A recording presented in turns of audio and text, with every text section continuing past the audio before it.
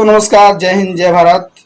आज बात करने वाले हैं लंग्स के बारे में, जिसे हर इंसान में फेफड़ा होता है, हर जानवर में फेफड़ा होता है। ठीक है, किसी भी इंसान में या जानवर में फेफड़े होते हैं तो उसके बारे में पूर्ण रूप से लेकर जेड तक बात करेंगे। ठीक है, ज़्यादा फोकस मैं करूँगा इंसान के बारे में, ह्यूमन लंग्स के बारे में, कि क्या काम होते हैं, कैसे काम करते हैं।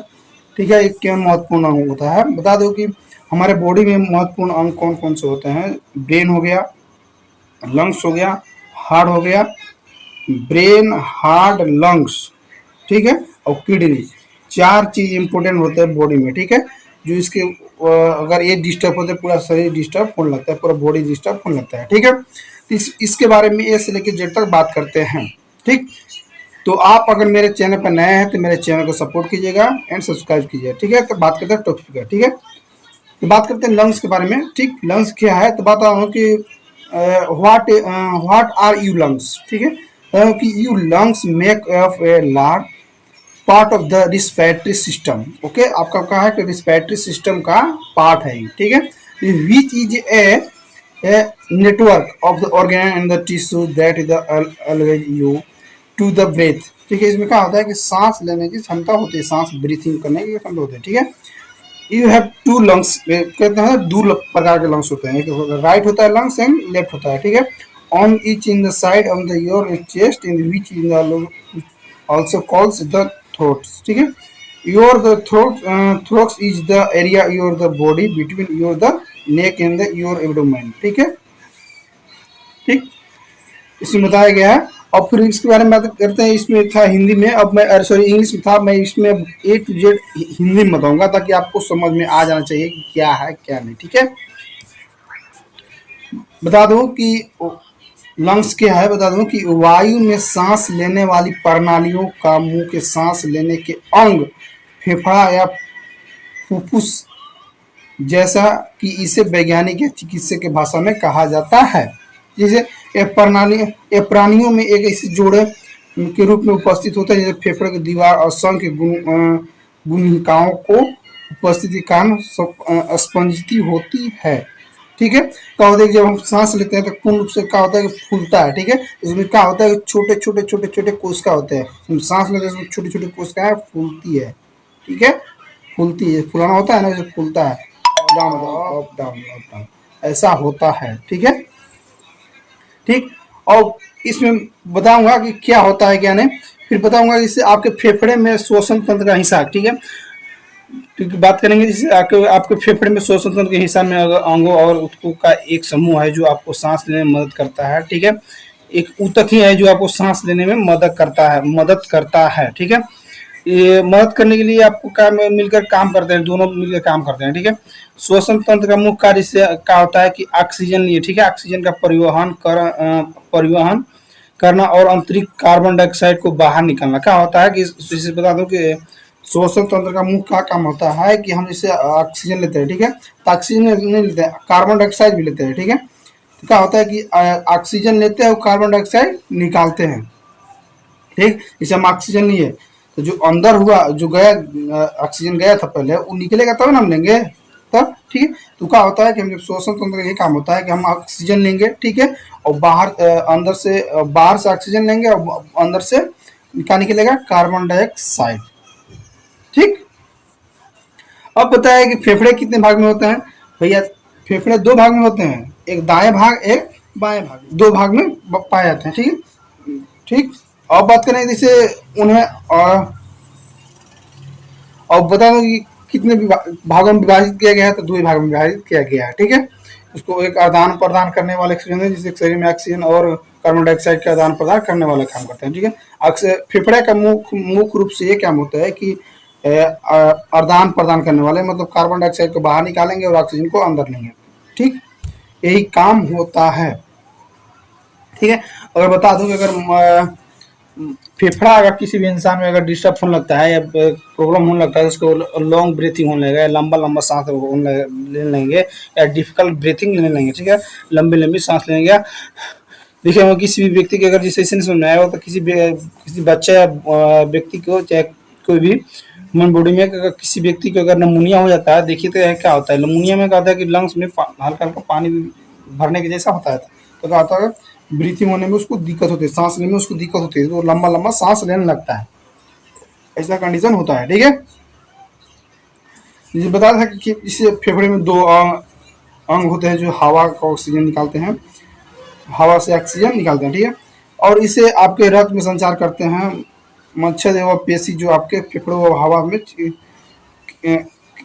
खींचने से बाहर या धकेलने से मदद करता है। ठीक है, वायुस्फीटिका फेफड़ों में को छोटे वायु कोष्ठ और जहाँ ऑक्सीजन और कार्बन डाइऑक्साइड का आदान प्रदान करते हैं। जो बताया था मुख्य रूप से कि हम कार्बन डाइऑक्साइड छोड़ेंगे ऑक्सीजन लेंगे, मुख्य रूप से ये बताएगा। ठीक है, अब इसका साइंस में बताऊंगा कि इससे मेरा लंग्स अगर वीकनेस होने लगा, कमजोर होने लगा, तो उसका क्या कारण होगा। ठीक है, इसके बारे में बात करते हैं कि जैसे अगर अगर हमारा लंग्स में कोई चीज़ डिस्टर्ब हो रहा है, कोई चीज़ प्रॉब्लम है, तो हमें साइंस में क्या देखने को मिलेगा, इसे मैं बता रहा हूँ। ठीक है, ये लक्षण बताऊंगा। ठीक है, तो आप ए से लेकर जेड तक इसमें किसी भी एक दो लक्षण आपको दिखे तो अपने नजदीकी डॉक्टर से आप जाकर संपर्क जरूर कीजिएगा। ठीक है, ये मैं सिर्फ आपको मैं वीडियो बनाता हूँ सिर्फ आपको जानकारी के लिए, ताकि आप जान जाएं कि मुख्य रूप से पार्ट कौन कौन होते हैं बॉडी में और क्या क्या वर्क होते हैं, क्या क्या डिस्टर्ब होने पर क्या क्या साइन सिम्टम नजर आते हैं।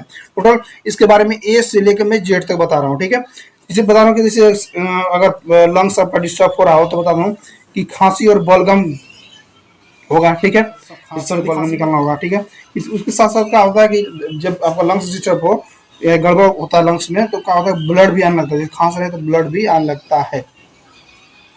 ठीक है, हुआ फिर उसके बाद बात करेंगे जैसे सांस लेने में तकलीफ, लंबी लंबी सांस लेने में परेशानियां होने लगती है। ठीक है, क्या गले में दर्द भी होने लगता है सांस लेने में। ठीक है, हो सकता है ट्यूमर वगैरह बन जाए इसकी वजह से, या गले में गांठ वगैरह बन जाए इसी वजह से हो सकता है, जब फोड़ा हो जाए इसकी वजह से भी दर्द होने लगता है। ठीक है, घबराहट होगा आपको। ठीक है, बेचैनी के सांस ले रहा है ऐसे ऐसे करने लगता है कि सांस नहीं आ रहा, ऐसे सांस नहीं आ रहा, ऐसे होने लगता है। ठीक है, इसके कारण इसे इसका मुख्य कारण बता रहा हूँ, इस प्रॉब्लम कब होता है, जब बता रहा हूँ, जब इसका मुख्य रीजन बता रहा हूँ क्या क्या होता है, जैसे कि प्रदूषित वायु, धूम्रपान, वृद्धावस्था का कारण हो सकता है। इससे भी हो सकता है आपका इम्यूनिटी पावर वीकनेस होने लगता है, कमजोर होने लगता है, तो ये कंडीशन आपको फॉलो करने लगिएगा आप। ठीक है, इससे आपका इम्यूनिटी पावर स्ट्रॉन्ग है अभी। ठीक है, आप यंग है, आपको कोई दिक्कत परेशानी नहीं है। अगर आपका इम्यूनिटी पावर थोड़ा सा वीक नहीं होना, कमजोर होने लगता है, तो या वृद्धावस्था में, बुढ़ापा में, तो ये सब दिक्कत होने लगती है कि सांस लेने में दिक्कत होने लगती है, इम्यूनिटी को कम पावर कमजोर हो, अरे वीक होने से ऐसा होने लगता है। ठीक है, इसको बता दूं कि इसको पूर्ण रूप से अगर स्वस्थ करना तो हरी हरी सब्जियां खाएं, फल सब्जियां सेवन करें, फेफड़ों को संक्रमण से बचें, और जैसे सेब, संतरा, साबुत दाना, पपीता इत्यादि खाना होगा आपको। ठीक है, इसमें तीनों चीज बता दी है, इसमें बता दिया कि क्या क्या लक्षण होते हैं और क्या चीज़ से होगा और क्या चीज़ से ठीक होगा, इसमें तीनों चीज़ बता दी है। ठीक है, लेकिन एक बात बता रहा हूँ कि ज़्यादातर यही होता है, जिसे प्रदूषित या धूल कण पड़ने से बीमारी उत्पन्न होता है ज़्यादा करके। ठीक है, देखिएगा किसी को अगर एंटी एलर्जी होने लगता है तो क्या धूल पड़ता है या भूसा वूसा देहात में जब धोते हैं ना, या सानी वानी माल मौसी के जब धोते हैं खाने पीने के लिए, तो उसको करने से उसको एंटी एलर्जी होने लगता है, तो खांसने लगता है, छींकने लगता है। ठीक है, तो उस सब धूल कण से बचना चाहिए। किसी व्यक्ति का अगर ऐसे प्रॉब्लम होने ऑटोमेटिक है सिस्टम की, आप अभी आपका इम्यूनिटी पावर स्ट्रॉन्ग है तो आपको अभी दिक्कत नहीं होगा, लेकिन अगर आप वृद्धावस्था में जाते हैं तो आपको ये सब धूल कण में काफ़ी जाए रहेंगे, तो आपको वृद्धावस्था में आपको ब्रीथिंग प्रॉब्लम हो सकता है। ठीक है, तो दोस्तों आपको हो सकता है ब्रीथिंग प्रॉब्लम। ठीक,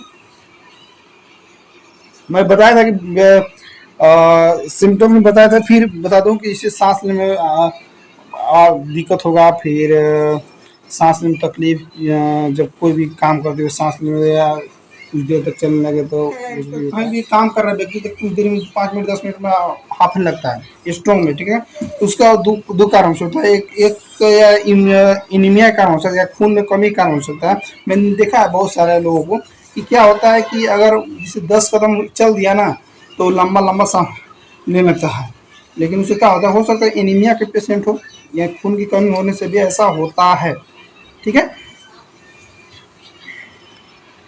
और मैं बता दिया था, एक बात और बता नोटिस करते रहा हूँ कि इसे फेफड़े की संक्रमण हो गया तो आपको लक्षण बता रहा हूँ, उसमें शॉर्ट में बताया था, आपको थोड़ा सा लॉन्ग बता रहा हूँ। ठीक है, कहा कि पारदर्शी होगा, फिर सफेद, ठीक है, हरा, ठीक है, पीले भूरे रंग के फेफड़े का संक्रमण के बाद लक्षण कम हो जाने के बाद भी खांसी कई हफ्तों तक रहता है। इनका आता है खांसते खांसते बहुत 2 दिन 3 दिन 4 हफ्ता 5 हफ्ता तक खांसी रहता है, इसकी टीबी नहीं होता लेकिन उसको दिक्कत होने लगता है, ठीक है। या सीने में चुभने जैसा दर्द होगा, फेफड़ों में संक्रमण की वजह से हो सकता है, छाती में चुभने से दर्द होने लगता है ऐसे, और खांसने में बलगम निकलने लगता है, तो इससे तकलीफ हो सकती है, समस्या उत्पन्न हो सकता है, ठीक है। तो दोस्तों वीडियो हो गया लंबा, मिलते हैं नेक्स्ट वीडियो में। थैंक यू, बाय, जय हिंद, जय भारत। और आप मेरे चैनल पर नए हैं तो मेरा चैनल को सब्सक्राइब कीजिएगा, प्लीज़ यार सब्सक्राइब कर लीजिएगा।